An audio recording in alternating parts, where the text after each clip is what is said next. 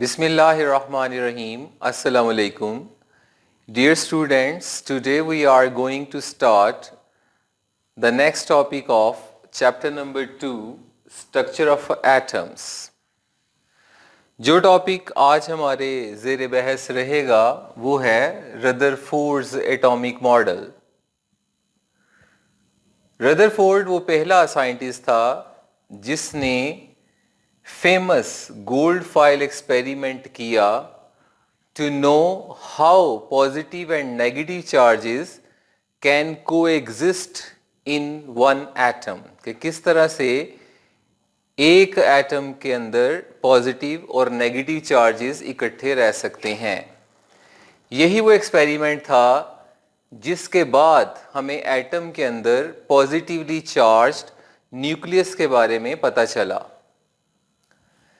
आइए देखते हैं कि किस तरह से एक्सपेरिमेंट हुआ। रदरफोर्ड ने एक थिन गोल्ड फाइल ली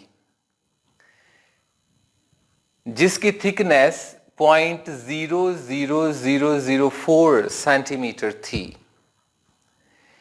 इस थिन गोल्ड फाइल के अंदर से उसने अल्फा पार्टिकल्स को पास किया। ये अल्फा पार्टिकल्स उसने एक लेड बॉक्स के अंदर उस सोर्स को प्लेस किया हुआ था, क्योंकि lead can absorb all the radiations except which were going straight. तो ये अल्फा पार्टिकल्स स्ट्रेट एक बीम की शक्ल में इस गोल्ड फाइल से गुजरे। इनकी ऑब्जर्वेशन के लिए इसने एक फोटोग्राफिक प्लेट यहां पर प्लेस की हुई है। जिस जिस जगह के ऊपर यहां पर धब्बे पड़ेंगे after the striking off those alpha particles, तो वहां से पता चल जाएगा कि अल्फा पार्टिकल्स किस किस जगह पर गुजर कर गए हैं। इस बुनियाद पर इसने देखा कि 3 तरह के निशान इस फोटोग्राफिक प्लेट पर नजर आए, कुछ ऊपर, कुछ नीचे और कुछ सीधे।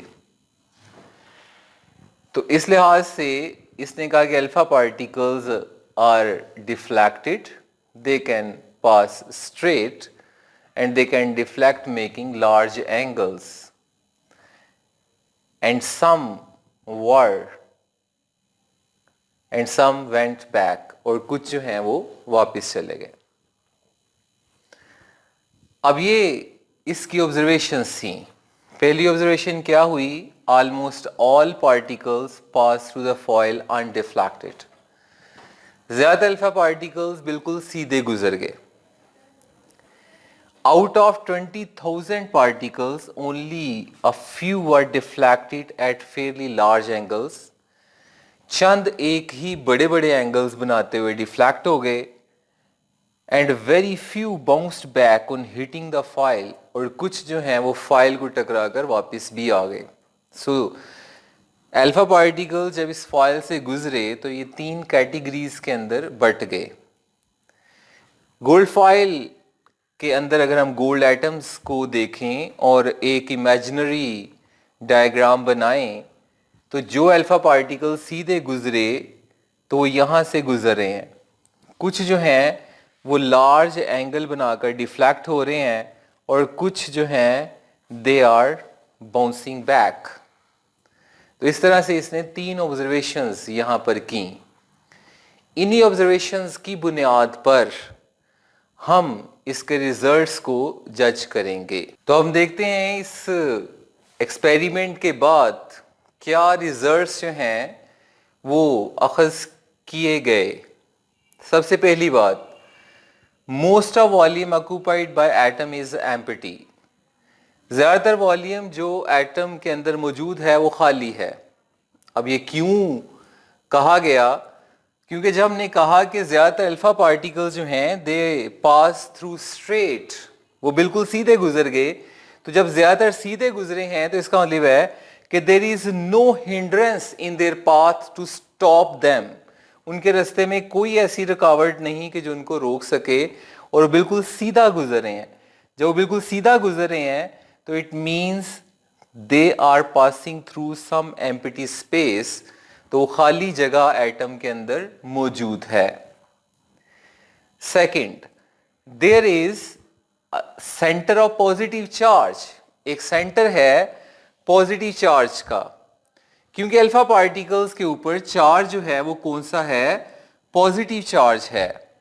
जब ये अल्फा पार्टिकल्स इस पॉजिटिवली चार्ज न्यूक्लियस के करीब से गुजरते हैं तो दे आर डिफ्लेक्टेड, वो अपना रास्ता छोड़ देते हैं due to the repulsion of positive charge.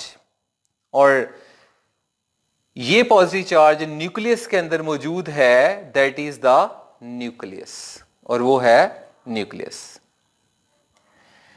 Third one, nucleus is very dense and hard. Nucleus सख्त है, एक जगह के ऊपर उसका मैस इकट्ठा है। ये ऑब्जर्वेशन जो हमने की थी थर्ड वाली, वो है कि when the alpha particles are striking the gold foil, very few are bouncing back, बहुत चंद एक वापस आ रहे हैं। तो जाहिर बात है कि अल्फा पार्टिकल्स किसी ऐसी चीज से टकराए हैं जिसका मैस उनके मैस से ज्यादा है। जस्ट लाइक अ वॉल, जब एक बॉल वॉल के साथ टकराएगा तो वॉल के साथ टकरा के वापिस आएगा, इसी तरह अल्फा पार्टिकल्स किसी डेंस और हार्ड चीज से टकराए हैं जिसके बाद वो वापिस लौट आए हैं, and that hard and dense place is the nucleus in the atom. Next, size of nucleus is very small. Nucleus का साइज बहुत छोटा है, इसलिए कि चंद एक डिफ्लेक्ट हुए, चंद एक वापिस आए। एटम के अंदर ज्यादातर अल्फा पार्टिकल सीधा गुजरे, इट मींस कि एटम का ज्यादातर हिस्सा खाली है और न्यूक्लियस ने बहुत कम जगह घेरी हुई है। Electrons revolve around the nucleus. Rutherford ने एक्चुअली जो प्लैनेट मॉडल है कि जिसके अंदर सूरज के गिर्द सैयारे घूम रहे हैं उसको फॉलो किया। इसके मुताबिक दरमियान में न्यूक्लियस है और इस न्यूक्लियस के बाहर शेल्स हैं जिनके अंदर इलेक्ट्रॉन रिवॉल्व कर रहे हैं, just like the planets are revolving around the sun.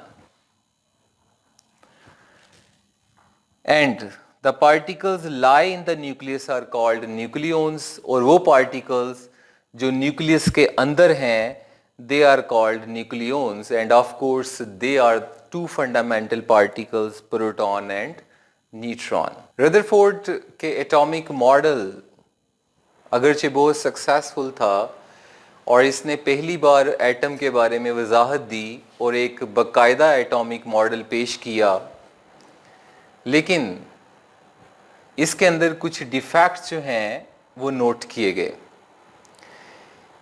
Rutherford ने कहा कि electrons are revolving around the nucleus just like planets are moving around the sun. जिस तरह से सियारे सूरज के गिर्द हरकत कर रहे हैं उसी तरह से जो इलेक्ट्रॉन्स हैं वो न्यूक्लियस के गिर्द मूव कर रहे हैं। लेकिन क्लासिकल थ्योरी जो है वो चार्ज्ड पार्टिकल्स को और जो दूसरे अजराम फल्की हैं उनके अंदर फ़र्क रखती है। उनकी मूवमेंट ग्रेविटेशनल फोर्स की वजह से है और चार्ज्ड पार्टिकल्स की मूवमेंट जो है वो उन असूलों को फॉलो नहीं करती। अकॉर्डिंग टू क्लासिकल थ्योरी, अगर कोई चार्ज पार्टिकल कंटिन्यूसली मूव करता है तो इस मूवमेंट के दौरान वो अपनी एनर्जी को लूज करता है।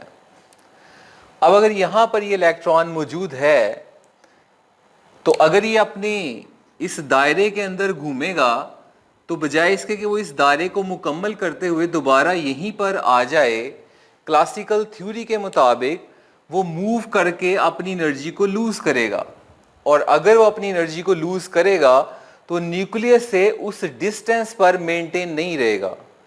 तो जब उस डिस्टेंस पर मेंटेन नहीं रहेगा तो that will come close to the nucleus, तो अगले चक्कर में वो न्यूक्लियस के करीब होएगा, एक और चक्कर लगाएगा और करीब हो जाएगा, इवन के आखिरी चक्कर के बाद ये न्यूक्लियस के अंदर गिर जाएगा। So the whole atomic system should be destroyed. तो सारा एटॉमिक सिस्टम जो है वो तो डिस्ट्रॉय हो जाएगा कि every time the electron will revolve around the nucleus, it will lose its energy, will come closer and closer to the nucleus और आखिरकार ये न्यूक्लियस के अंदर गिर जाएगा. But it does not happen, actually ऐसा कभी नहीं होता. But Rutherford's model can't answer our question कि why electron revolves around the nucleus, and in spite of that, according to classical theory, it should release energy. Why it does not release energy? Second point, when there is a continuous release of energy, there should be a spectrum which is called continuous spectrum. तो एक continuous spectrum produce होना चाहिए. जैसे prism में से अगर हम ray of white light गुजार रहे हैं तो अपने 7 कलर्स के अंदर डिवाइड हो जाती है, violet, indigo, blue, green, yellow, orange and red के अंदर. लेकिन एक्चुअली यहाँ पर ऐसा कंटिन्यूस स्पेक्ट्रम प्रोड्यूस नहीं होता. इसके अंदर there is no distinction of colours. लेकिन जब एटम के अंदर हम देखते हैं तो एटॉमिक स्पेक्ट्रम जब बनता है तो यहाँ पर एक लाइन है विच इज़ ब्राइट लाइन, फिर एक डार्क स्पेस है, फिर जाके एक ब्राइट लाइन आएगी. Then after that again there should be a dark space and bright line. It means कि एटम के अंदर से एनर्जी का जो इखराज हो रहा है वो कंटिन्यूअस नहीं है. तो रदरफोर्ड्स मॉडल हमारे इन 2 सवालों का जवाब नहीं दे पाता, and these are considered the defects of Rutherford's model. तो इन सवालों के जवाब बोहर ने दिए और नेक्स्ट टाइम इंशाल्लाह हम बोहर्स मॉडल पढ़ेंगे. टिल देन अल्लाह हाफिज़.